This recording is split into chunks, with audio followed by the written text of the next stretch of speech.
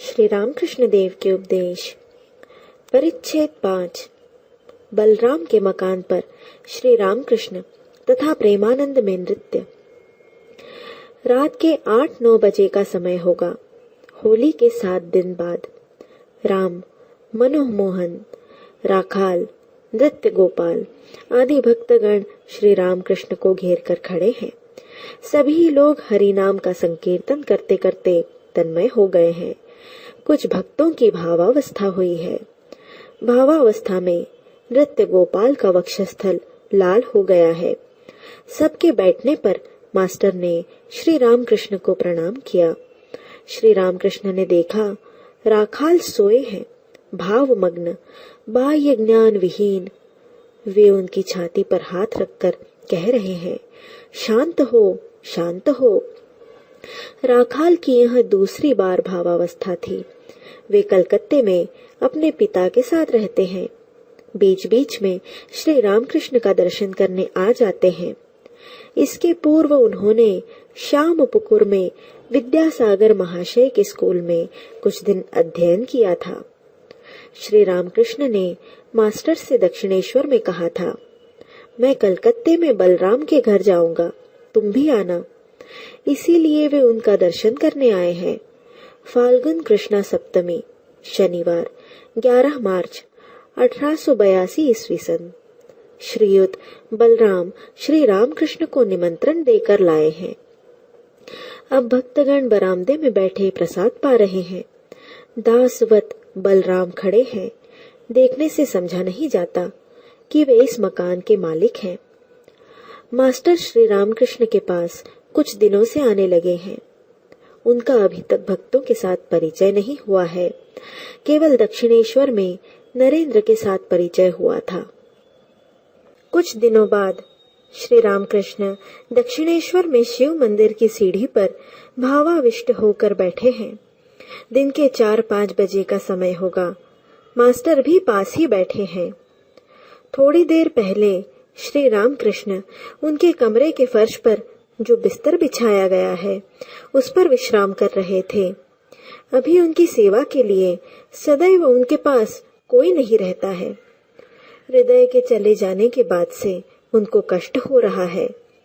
कलकत्ते से मास्टर के आने पर वे उनके साथ बात करते करते श्री राधा कांत के मंदिर के सामने वाले शिव मंदिर की सीढ़ी पर आकर बैठे। मंदिर देखते ही वे एकाएक भावाविष्ट हो गए हैं। वे जगन माता के साथ बातचीत कर रहे हैं। कह रहे हैं, माँ, सभी कहते हैं मेरी घड़ी ठीक चल रही है। ईसाई, हिंदू, मुसलमान सभी कहते हैं मेरा धर्म ठीक है। परंतु माँ, किसी की भी तो घड़ी ठीक नहीं चल रही है। तुम्हें ठीक ठीक कौन समझ सकेगा?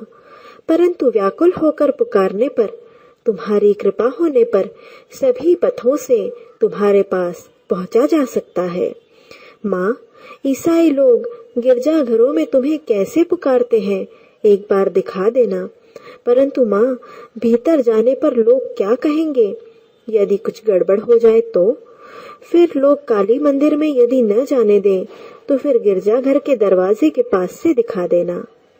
एक दूसरे दिन श्री रामकृष्ण अपने कमरे में छोटी खाट पर बैठे हैं। आनंदमयी मूर्ति है, सहास्य वदन। श्रीयुत काली कृष्ण के साथ मास्टर आ पहुंचे। काली कृष्ण जानते न थे कि उनके मित्र उन्हें कहाँ ला रहे हैं। मित्र ने कहा था, कलार की दुकान पर जाओगे तो मेरे साथ आओ, वहां पर एक मटकी शराब है। मास्टर ने अपने मित्र से जो कुछ कहा था प्रणाम करने के बाद श्री रामकृष्ण को सब कह सुनाया। वे सभी हंसने लगे। वे बोले, भजनानंद, ब्रह्मानंद, यहाँ आनंद की सुरा है, प्रेम की सुरा। मानव जीवन का उद्देश्य है ईश्वर से प्रेम, ईश्वर से प्यार करना। भक्ति ही सार है। ज्ञान विचार करके ईश्वर को जानना बहुत ही कठिन है। यह कहकर श्री रामकृष्ण गाना गाने लगे, जिसका आशय इस प्रकार है, कौन जाने काली कैसी है, षड दर्शन उन्हें देख नहीं सकते। इच्छामयी, वे अपनी इच्छा के अनुसार घट घट में विराजमान है। यह विराट ब्रह्मांड रूपी भांड जो काली के उदर में है, उसे कैसा समझते हो? शिव ने काली का मर्म जैसा समझा, वैसा दूसरा कौन जानता है। योगी सदा सहस्रार मूलाधार में मनन करते हैं। काली पद्म वन में हंस के साथ हंसी के रूप में रमण करती है। प्रसाद कहता है, लोग हंसते हैं। मेरा मन समझता है पर प्राण नहीं समझता। वामन होकर चंद्रमा पकड़ना चाहता है। श्री रामकृष्ण फिर कहते हैं, ईश्वर से प्यार करना ही जीवन का उद्देश्य है। जिस प्रकार वृंदावन में गोप गोपीगण राखालगण श्री कृष्ण से प्यार करते थे। जब श्री कृष्ण मथुरा चले गए, राखालगण उनके विरह में रो रो कर घूमते थे। इतना कहकर वे ऊपर की ओर ताकते हुए गाना गाने लगे।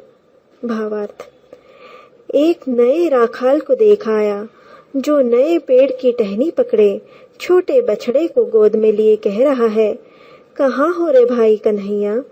फिर क कहकर ही रह जाता है, पूरा कन्हैया मुंह से नहीं निकलता।